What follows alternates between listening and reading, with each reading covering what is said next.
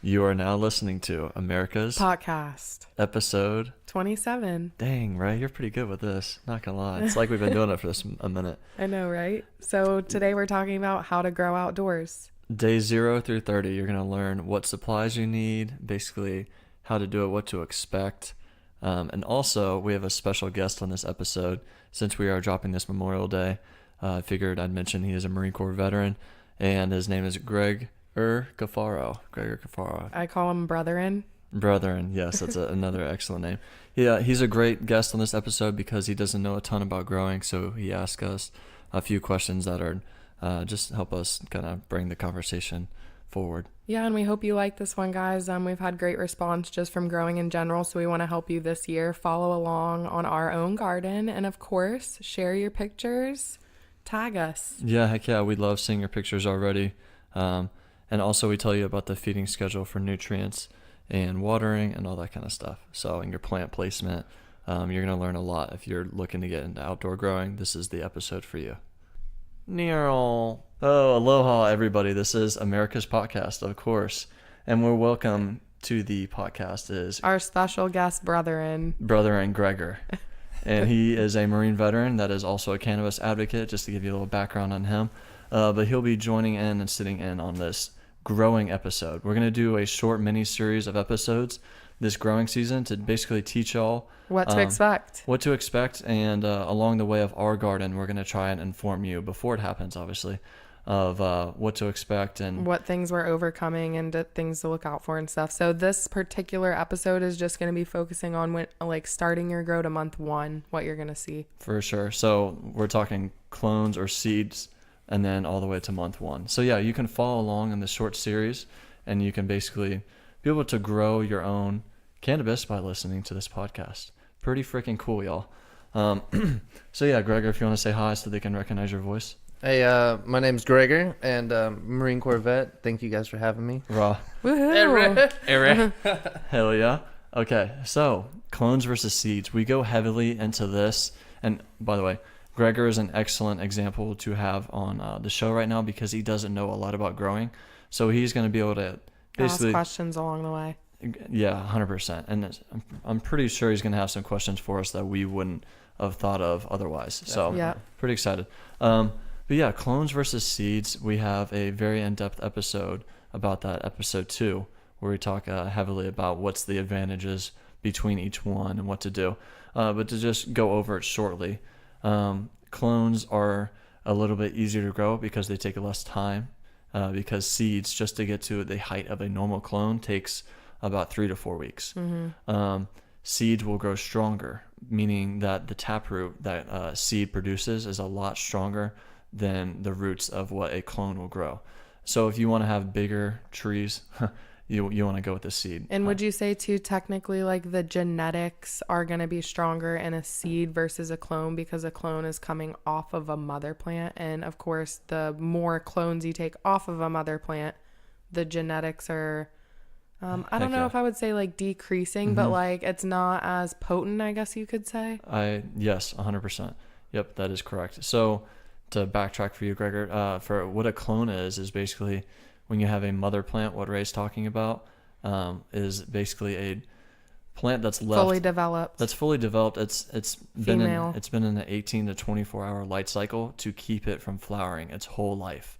And they can keep these mothers anywhere between a couple months to a year. Mm-hmm. And they can continue clipping little 6 to 10 inch clones off of that big mother plant. Like if you would think of how does that make sense? Yeah, it does. How you would think of like an animal like starfish, how like if their leg breaks off, it grows again, like similar to that. That's awesome. Or if you're Floridian, a lizard's tail.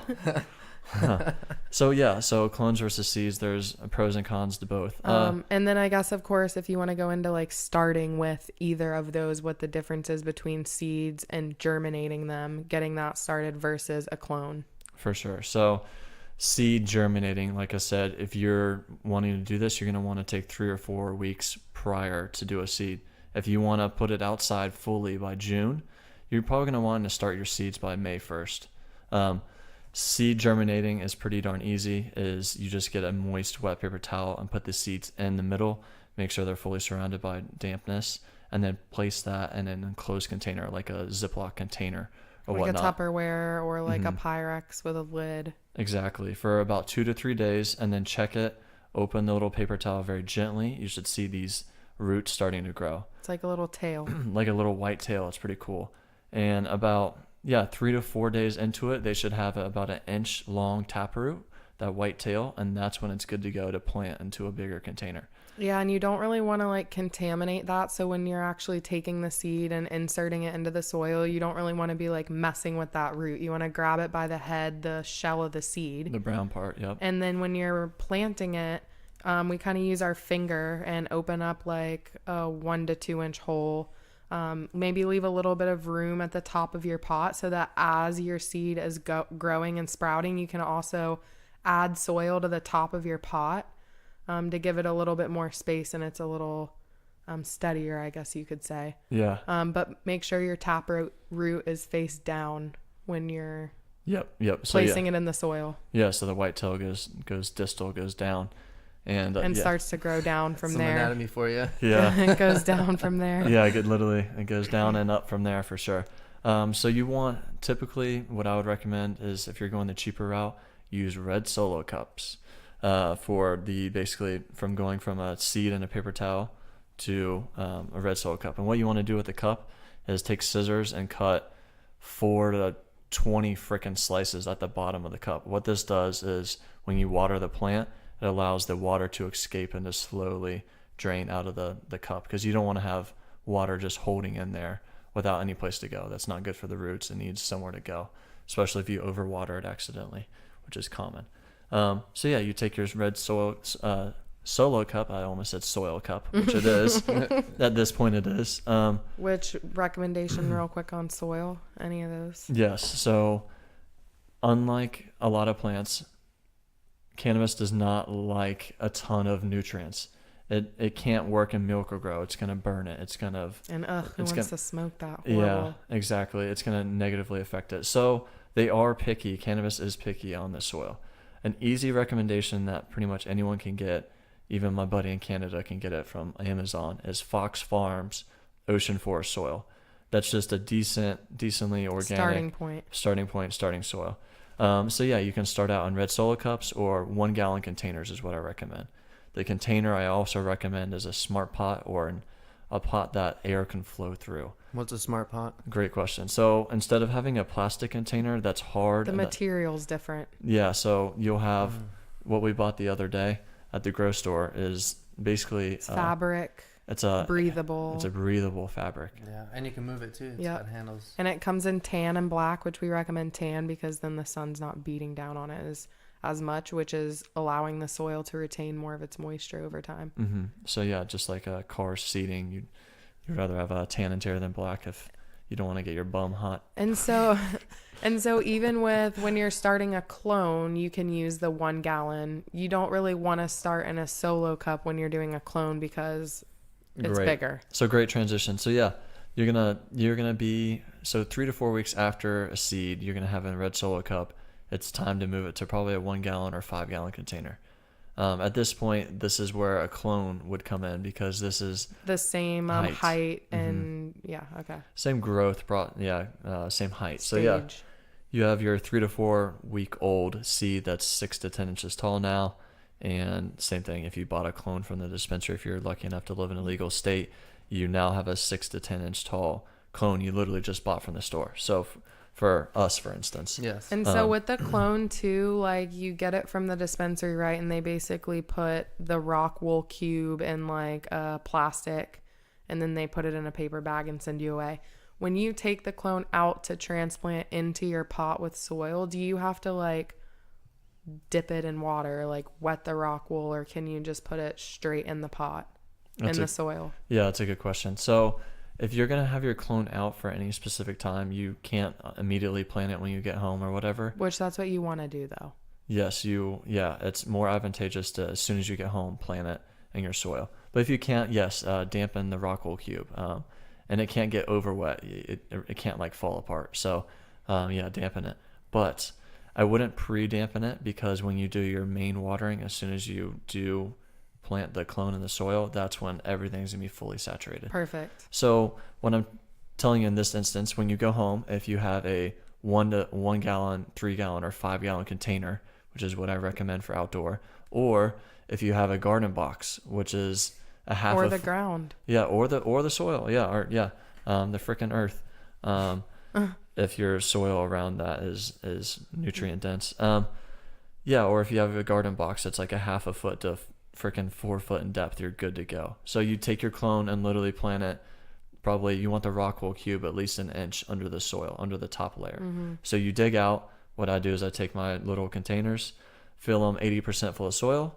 In the middle, I take my hands and spread out a nice little 4 by 4 inch hole, 4 inch wide, 4 inch deep, and then I plant the clone directly in the middle, and then Cover it with lightly soil. cover it and lightly pat it down, and then you fully saturate it with water. Awesome. Yeah, you don't have to drench it for 10 minutes, but you want to make sure all the soil is penetrated with water. You can even let a good rule of thumb is 30% leakage out of the bottom of your pot, because these are air pots. These are more breathable, so they will leak more than a plastic pot. So you want to see about 20 to 30% residual water literally leak out of the bottom of the pot slowly. Slow watering is the thing.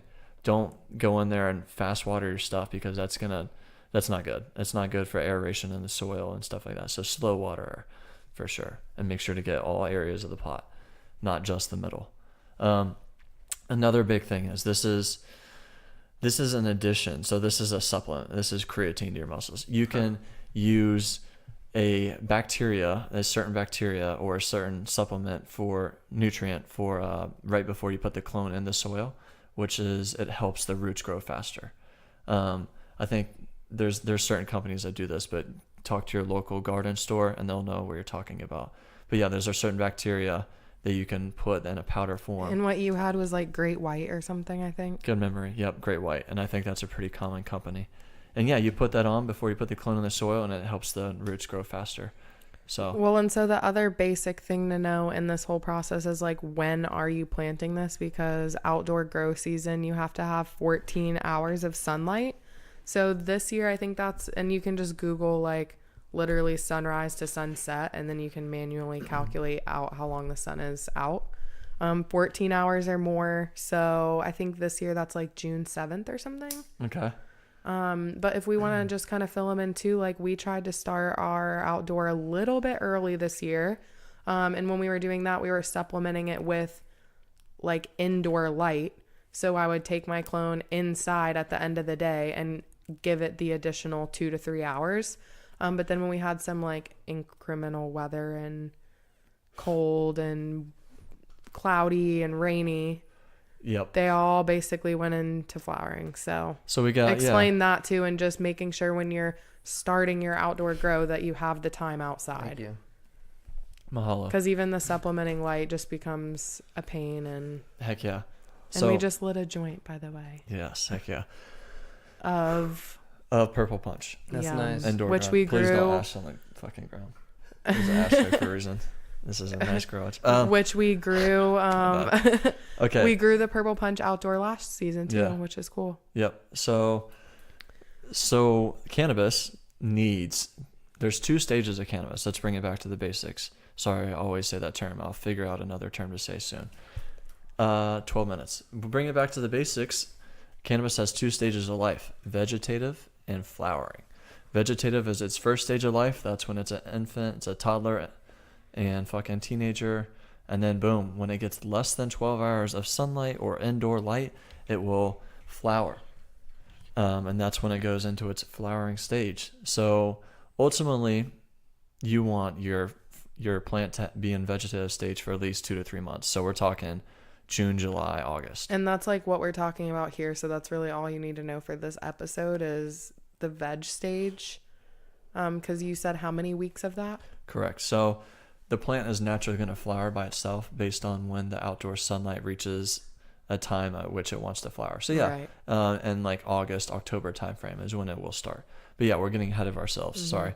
Ours flowered on us because we started them too early. It was unfortunate that we did get about a week of rain, and that rain really kind of messed up the sunlight schedule.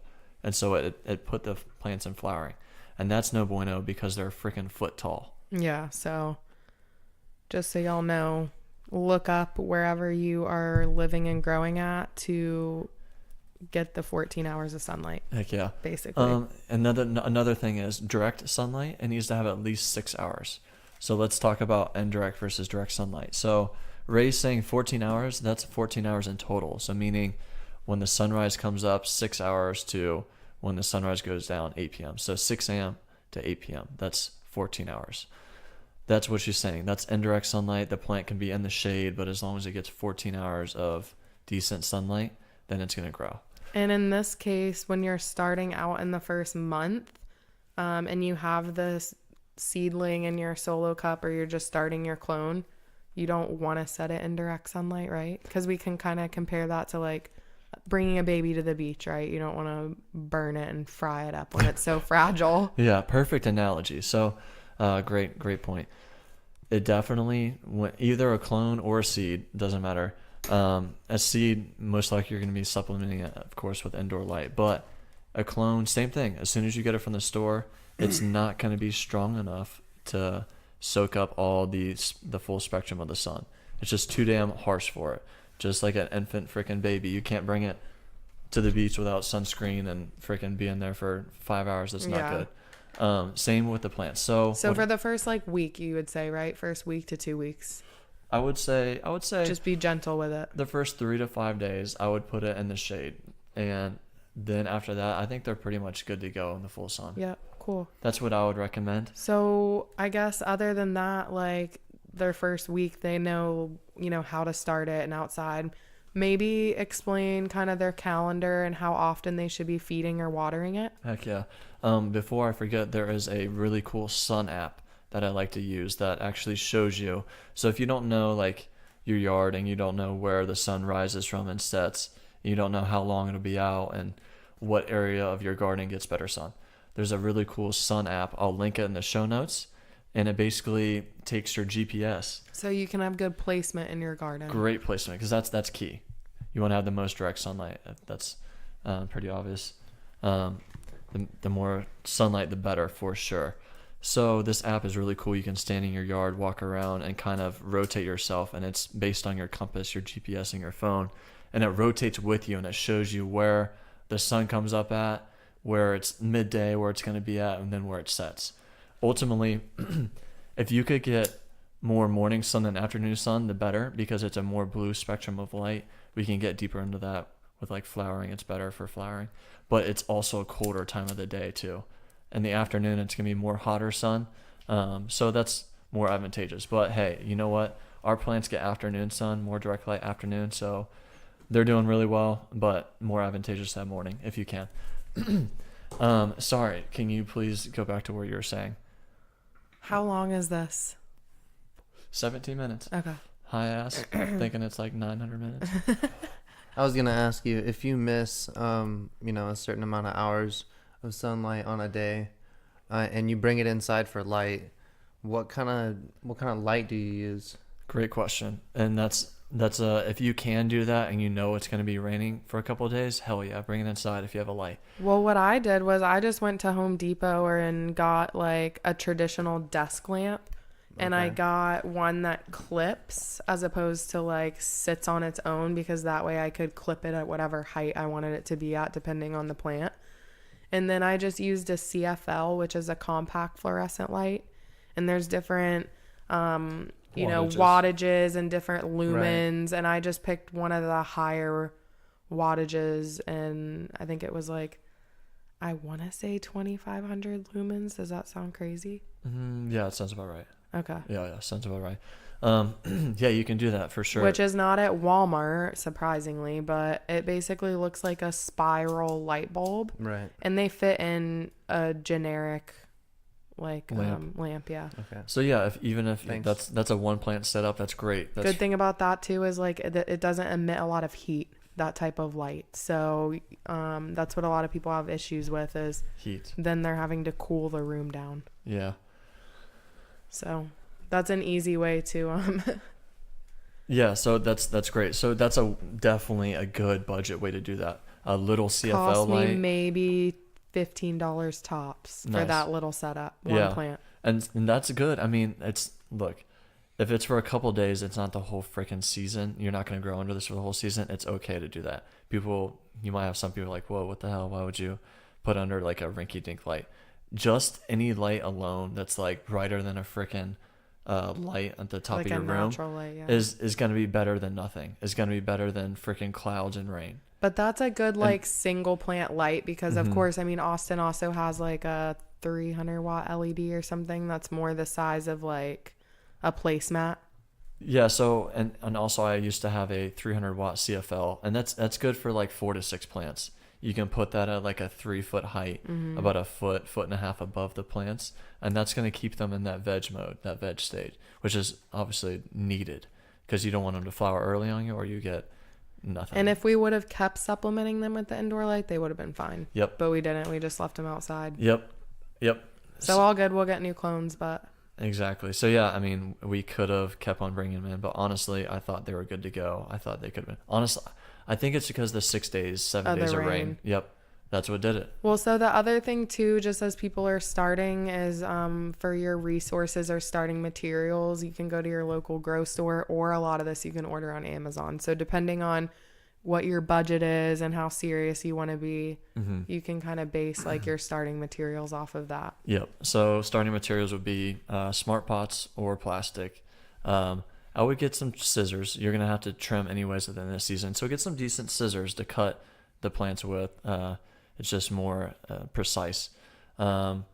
pH meter to pH your water. You're gonna want to do that when you water or feed. And that was your other question: is the schedule? We'll go back into that. And then nutrients. You're gonna want to get a starter nutrient. And Gregor and I went to the grow store the other day, and there's one main nutrient which will be your grow nutrient. It's going to be high in nitrogen, and then your other one, optional, but it's better.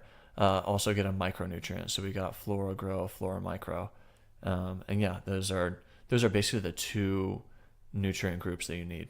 So the grow and a micronutrient. The ones that I got. Yep. Sweet. Yep. Sweet. So yeah, and then as far as a schedule for feeding, I like to do personally, Because this is your first month too, so you're not like aggressively feeding them yet either. just like the sun, you got to wean them into it. So you got to read the directions on the back of the bottle too to see when you're starting them versus when they're like more aggressive. Yeah. 100%. And it says it on there. It says seedlings, cutlings, and then it says veg, and it says aggressive veg, and then flowering. It's cool. It tells you on the bottle. So just look at the bottle, do that amount. I would always recommend a little less than the stated amount than more, because it's easier for the Safer. plants. Yeah. I like to water every 2 times per 1 feeding. So I water twice, feed once. So what that looks like is Monday, water, Thursday, water, next Monday, Or feed, Saturday, feed Sunday, or something. Sunday or Monday, feed.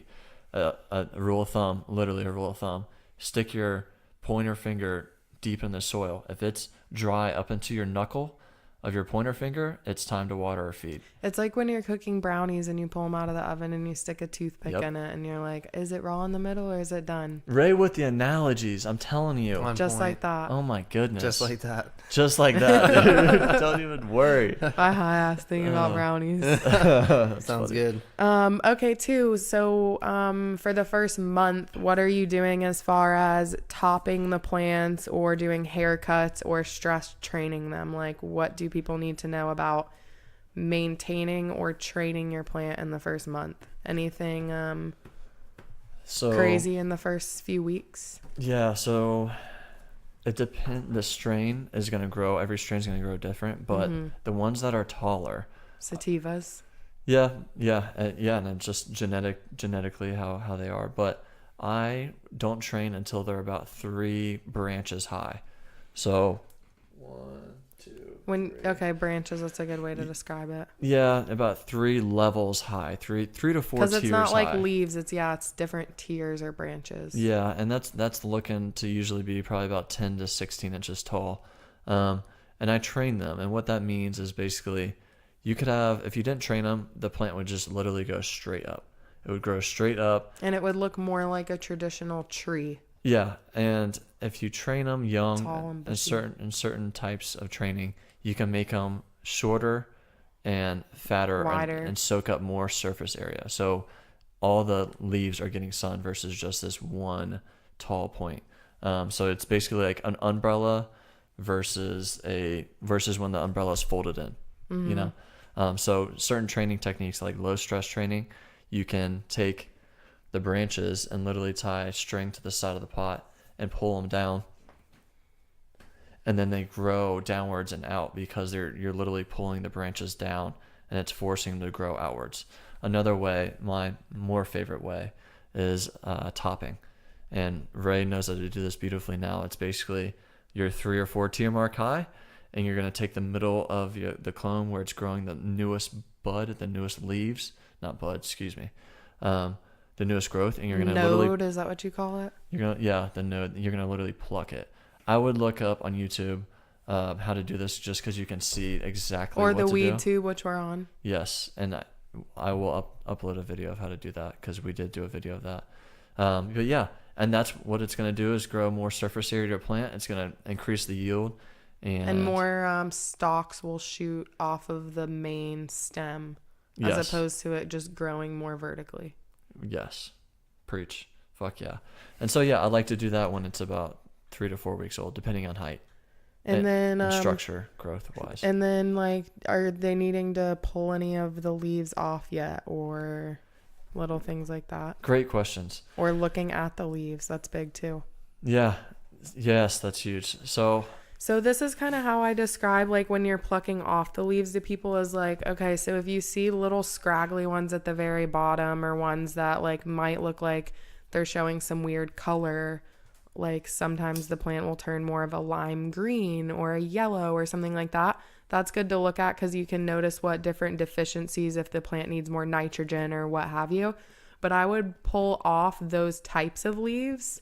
Of course, you want to look at them and kind of diagnose it from there. But think of the plant absorbing the energy from the sun. Like, to me, why would you want it to be wasted on the little scraggly things? Like, just pull those off and focus the growth and energy on more, like, better parts of the plant. Heck yeah. So if I can put in a different perspective, how I like to think of it is if the little leaves at the bottom of the plant aren't getting any sun anymore, true, pluck it. If you it's see like F it, but pluck it. Pluck it. Fuck it. Fuck it. Pluck it. Yeah, exactly. And you'll see literally, like, as the plant gets older and bigger, there's going to be bigger leaves on top. And the leaves at the bottom of the plant now are not growing anymore near as much. Just because they're not getting much sun. That and the plant wanting to grow taller and bigger is just putting more energy into just growing upwards. So it's left with these smaller leaves, and eventually if you left them, it's going to produce small little, what we call larvae buds, airy, not dense, not worth it. And so as far as, like I was saying, to look for things in the leaves, yes, changing in color is one. It can turn more lime green or yellow, things like that. But what else should they be looking out for too? Heck yeah. So probably different types of like little holes on your leaves and stuff from bugs. Like, what should people be looking out for? So people think you have a green thumb if you're good at growing weed, right? Well, honestly, you can literally look at the leaf and it will tell you everything. It's like your own body. It gives you signals. It lets you know what's going on. This is a little more obvious because it's visual. So it's really cool. You can literally tell the health of the plant immediately. Okay, so you want to look at if it's not dark green or a good solid green, it's gonna be more of a foresty green. Yeah, foresty green. Then it's gonna be a lighter green, or it's gonna have yellow dots, or it's gonna have holes in it. That's not good. If it's anything other than that forest green, it's telling you there's something up. For instance, if it's a lighter yellow on some of the leaves. I was saying this, it might need more nitrogen, things like that. Yep, exactly. Sorry to go over. But yeah, and then such as like caterpillars, if it has holes in the leaves. Yeah, so if it has holes in the leaves, or not good. Oh man. Little small white specks on the leaves as aphids, stuff like that. Or mites. Yes, no bueno. Especially, I mean, if you already have these things going on, man, it's hopefully not in month 1. It's good to catch them now though, before it flowers, because once it flowers and you got all this shit, it's a lot harder to get it out. How do you prevent all of that stuff? Great question. So, if you don't have any other like vegetables growing in your garden, Because other vegetables help or hurt. well, what I'm trying to say is basically before you plant your weed, your cannabis outside, you want to pre-spray. And if you don't have any other vegetables, you can go really heavy on the type of ingredient you spray. Because you're not going to contaminate anything. Correct. So let's say you're like bleaching your sink out to like make it shiny or some shit. You're gonna use bleach. But if you have other shit in there or whatever, you're gonna use like a less harsh chemical. What this does is it freaking kills all the spiders, all the little mites, all the shit that you don't see that's growing on other plants or growing on walls or mulch, Everything. rocks, whatever. They're fucking there. Yeah. It's wild when they come out. It's crazy. Cannabis, they love cannabis. So, it's a pre-spray is always best. And if you can't do that, like us, for instance, we already have peppers growing and lavender, thyme, all these plants. We can't spray a harsh chemical like that. So what I like to use is a hemp soap named, by Dr. Bronner's. And they have multiple Where'd different... you get that? You can get it at Whole Foods. I got it at a local market around here called Sprouts, but you can also order it on Amazon. It's at a lot of stores, like Walmart and such, but it's called Dr. Bronner's, and it's hemp pure castile soap. And it comes in a liquid form, and I like to use about a teaspoon per gallon in a sprayable bottle. And I like to soak every freaking thing in the garden with this. It's interesting that you spray the garden with soap, but Yeah, but little mites and shit don't like it. And this is and good it doesn't to do. hurt the Does soil. it kill them? No, it doesn't. And yes, and that kills them. And I would do this about every 2 weeks. And then and I would switch up the different types of soap you use and stuff like that. And if you start getting an infestation of a certain type of bug, do your research about it, but you're going to probably have to switch up your type of application you use. Because literally it's freaking crazy, but aphids and such bugs will get used. They'll get prone to the shit you're spraying and adapt to it. Super bacteria. Yeah. Those little They'll- mother effers. It's crazy. So adaptable. So you have to use 2 or 3 different types of stuff. It's ridiculous. I would love to get an extremely advanced outdoor grower to talk about this more in depth, because I'm not the best. I do, not gonna lie, grow pretty good stuff, but I know people that grow massive amounts and are good at it, and they thankfully give us knowledge and information about it. But we're still learning, and it's a cool learning process. But like I said, you can really look at the cannabis plant, and it's gonna tell you if it's not liking what you're doing. So as always, you can give us questions, and we'll try and help you as best as we can. Heck yeah, that's what a little bit of what you should expect in Yeah. and month 1 and a little more. Day 0 to day 30. Any questions, Gregor? Gregor. Oh man. No, that was good. They That like when helps a you lot. sing to them and Rap. give them some extra TLC, smoke around them. Yeah. Yeah, good vibes. Talk to him. Yep. And look- Mozart. Talk to them. And don't be going out of town for 5 days thinking it's going to be okay. You definitely want to look at them often. Tender loving care. And the quicker you can see these signs, the better. And it's cool to, reap what you sow. Hey, and So tag the more us. you put into it. Tag us in your grow stuff. We love seeing that stuff. We get messages all the time of we influenced you to grow, like how we've influenced Yeah, we're y'all trying to to grow. help. We're very thankful. Mahalo Much love. from the bottom of my heart. Anything else to yeah. say, y'all? Day 0 to day 30. Any more questions? Keep an eye out for more episodes coming up. We're gonna Lead lead the way on this way. season. Oh yeah, definitely. The #1 cannabis podcast right here, America's podcast. Thank y'all for tuning in. Hey, thank you Thanks guys for having coming, me. brethren. Hell yes. Mahalo. I'll Oh, come back. by the way, where can they find you at? Double OG man. Is that who you're talking about? Find me at IG. Yep. Okay, my dog. And that is it, ladies and gentlemen. Until Tag us. next time. Stay high. We lit. Y'all odds are low right now. APC. I see that. We're chiefing on this joint. Y'all didn't really hear that, but we were chiefing on 2 purple punch joints. Their eyes are low. All right, we out, y'all. Thank you for tuning.